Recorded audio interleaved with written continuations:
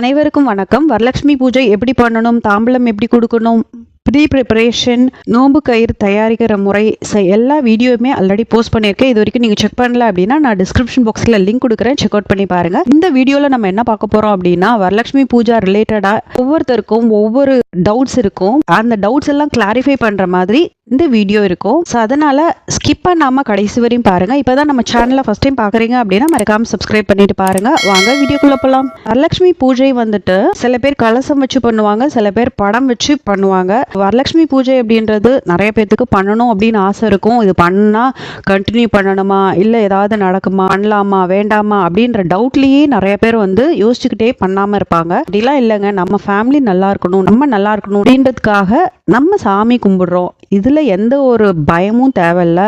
கிராண்டாக பண்ணணும் அப்படின்னு எந்த ஒரு அவசியமுமே கிடையாது.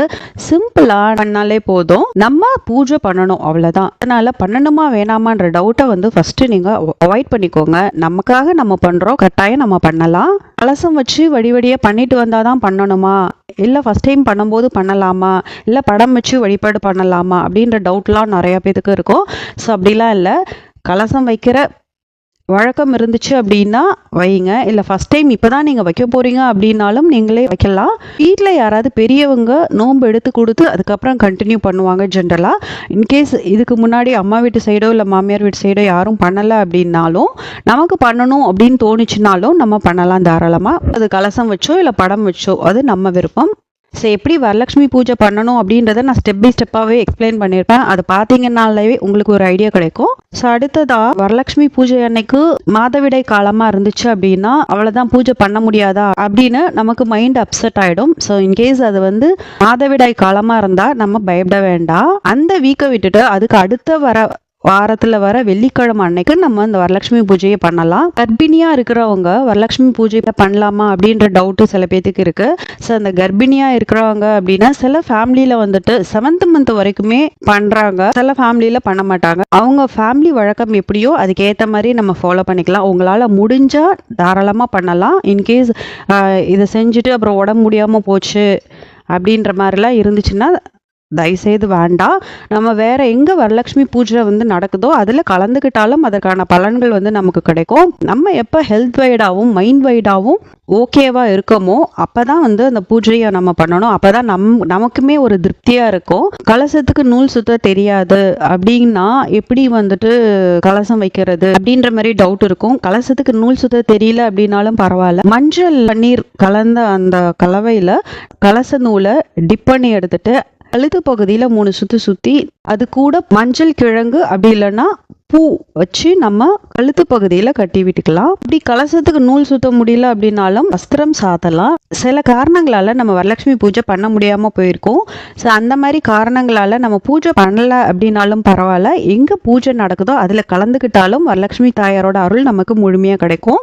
கலசத்துக்கு வந்து சாத்துற புடவை வந்து புதுசாக தான் நம்ம வைக்கணுமா, இல்லை ஆல்ரெடி யூஸ் பண்ண புடவையே நம்ம வந்து வரலட்சுமி தாயாருக்கு கட்டி விடலாமா அப்படின்ற மாதிரி டவுட்ஸ் இருக்கும். புதுசாக வாங்கி நம்ம சாத்துறது தான் வந்து நல்லது. கேஸ் புதுசாக சாரீ வாங்க முடியல அப்படின்னாலும் ப்ளவுஸ் பீட்டாவது வாங்கி, அது பட்டு துணி மாதிரி இருக்கும் இல்லையா, அந்த மாதிரி துணியில் வாங்கி நம்ம சாத்துறது தான் நல்லது. ஆல்ரெடி அம்மனுக்கு சாத்தின புடவையை என்ன பண்ணணும் அப்படின்னா அதை வந்து நம்மளே வந்து உடுத்திக்கலாம். ஒரு பூஜை நடக்கும்போது அந்த புடவையை கட்டிட்டு நம்ம பூஜை பண்ணலாம். சில பேர் பூர்ண கலசம் வச்சிருப்பாங்க. அந்த பூர்ண கலசம் வச்சு பூஜை பண்ணலாமா இல்லை புதுசாக கலசம் வைக்கணுமா அப்படின்ற டவுட் இருக்கும். ஆக்சுவலாக பூரண கலசம் அப்படின்றது நிரந்தர கலசம். இந்த கலசத்தை வந்து வச்சு பூஜை பண்ணக்கூடாது. இதுக்காக நம்ம புதுசாக கலசம் வச்சு தான் நம்ம பூஜை பண்ணணும். பிறப்பு இறப்பு தீட்டா இருந்துச்சு அப்படின்னா, பிறப்பு தீட்டு அப்படின்னா 30 days வரைக்கும் நம்ம பண்ணக்கூடாது. இறப்பு தீட்டு அப்படின்னு பார்த்தோம்னா அம்மா வீட்டு சைடு இறப்பு தீட்டா இருந்துச்சு அப்படின்னா 3 நாளைக்கு பண்ணக்கூடாது. கணவர் வீட்டு சைடு இறப்பு தீட்டா இருந்துச்சு அப்படின்னா 16 நாள் காரியம் முடிஞ்சதுக்கு அப்புறம் தான் வந்துட்டு நம்ம பூஜை பண்ணணும். தூரத்து சொந்தமாக இருந்தால் இந்த மாதிரி பண்ணணும். இதுவே ரத்த சம்பந்த தீட்டு அப்படி இல்லைன்னா கணவரோட பங்காளி அந்த மாதிரி தீட்டாக இருந்துச்சு அப்படின்னா 1 yearக்கு அப்புறம் தான், இந்த வருஷம் பண்ணக்கூடாது, அடுத்த வருஷம் தான் பண்ணணும். அந்த மாதிரி டைமில் நம்மளால் கலந்துக்க முடியாது. அப்போ மற்றவங்க பண்ணுற பூஜையில் நம்ம கலந்துக்கலாம். இன்கேஸ் வீட்டில் பண்ண முடியல அப்படின்னு நினைக்கிறவங்க கோயிலுக்கு போய் அங்கே நோன்பு கயிறை கட்டி அம்பாலை வழிபட்டுட்டு வரலாம். லட்சுமி பூஜை ஆக்சுவலாக 3 days பண்ணணும். வியாழக்கிழமை வரலட்சுமி தாயாரை வீட்டுக்கு அழைச்சி வெள்ளிக்கிழமை பூஜை பண்ணி சனிக்கிழமை புனர்பூஜை பண்ணணும். புனர்பூஜை பண்ணும் பொழுது ராகு காலம், யமகண்டம் இந்த மாதிரி நேரம் இல்லாம நல்ல நேரமா பார்த்து பண்ணணும். என்னென்ன மலர்கள் சாத்தலாம் அப்படின்னு பார்த்தோம்னா தாமரை, அழம்பூ, ரிகம்பில், வாசனை மிகுந்த எந்த பூவா இருந்தாலும் நம்ம சாத்தலாம். தாம்பலமா கொடுக்க வேண்டிய பேசிக்கான பொருள் என்ன அப்படின்னு பார்த்தோம்னா ஹவுஸ் பீட்டு, வெத்தலை பாக்கு, வாழைப்பழம், மஞ்சள், குங்குமம், மஞ்சள் கயிறு, மஞ்சள் கிழங்கு, நாடி விலைய பூ. இது பேசிக்கா கொடுக்க வேண்டியது. வரலட்சுமி விரதத்தன்னைக்கு சொல்ல வேண்டிய ஸ்லோகம் என்ன அப்படின்னு பார்த்தோம்னா லக்ஷ்மி அஷ்டோத்திரம், லக்ஷ்மி சகஸ்ரநாமம், லலிதா சகஸ்ரநாமம், கனகதாரா ஸ்தோத்திரம், லக்ஷ்மி அஷ்டோத்திர நாமாவளி, வரலட்சுமி தாயாரோட 108 போற்றி. ஸோ இது எல்லாமே சொல்லலாம். பூஜை எப்படி பண்ணணும்னு தெரிஞ்சா மட்டும் போதாது, ஒவ்வொரு ஸ்டெப்லையும் என்னென்ன ஸ்லோகம் சொல்லணும் அப்படின்றதையும் நம்ம கட்டாயம் தெரிஞ்சிருக்கணும். ஸோ அந்த ஸ்டெப் பை ஸ்டெப் ஸ்லோகம் நான் ஆல்ரெடி போஸ்ட் பண்ணியிருக்கேன். அது கட்டாயம் உங்களுக்கு யூஸ்ஃபுல்லாக இருக்கும். டிஸ்கிரிப்ஷன் பாக்ஸில் லிங்க் கொடுக்குறேன், செக் அவுட் பண்ணி பாருங்கள். வரலட்சுமி பூஜை செய்கிறதுக்கு சரியான நேரம் என்ன அப்படின்னு பார்த்தோன்னா வெள்ளிக்கிழமை காலையில் 10:30க்கு முன்னாடியே நம்ம பண்ணுறது தான் பெஸ்ட்டு. இன்கேஸ் அந்த டைமில் பண்ண முடியல அப்படின்னாலும் சாயந்தரம் 6 மணிக்கு அப்புறம் பண்ணலாம். ஆனால் ராகு காலம், யமகண்டம் இந்த நேரத்தெல்லாம் தவிர்த்தணும். முச்சு வேலையில் கட்டாயம் நம்ம பண்ணக்கூடாது. புனர்பூஜைக்கு அப்புறம் கலசத்தில் இருக்க பொருட்களை என்ன பண்ணணும் அப்படின்ற டவுட் பலருக்கும் இருக்கும். இந்த கலசத்தில் இருக்க ஒவ்வொரு பொருட்களையும் நம்ம அதெல்லாம் பத்திரமா எடுத்து வச்சுக்கலாம். கலசத்துக்குள்ளே இருக்கிற பச்சரிசி, தேங்காய் இதை நம்ம ஏதாவது ஸ்வீட் செய்ய யூஸ் பண்ணிக்கலாம். நம்ம கையில் கட்டின நோன்பு கயிறை என்ன செய்யறது அப்படின்ற டவுட் பலருக்கும் இருக்கும்.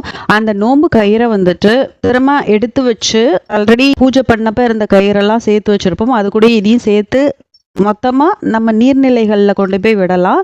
அப்படி இல்லைன்னா கோயில் மரத்தில் நம்ம கட்டிட்டுறலாம். மோஸ்ட்டாக எல்லா சந்தேகங்களும் இந்த வீடியோவில் கிளியராக இருக்கும் அப்படின்னு நம்புகிறேன். உங்களுக்கு இந்த வீடியோ பிடிச்சிருந்துச்சு அப்படின்னா லைக் பண்ணுங்கள், கமெண்ட் பண்ணுங்கள், உங்கள் ஃப்ரெண்ட்ஸோட ஷேர் பண்ணிக்கோங்க.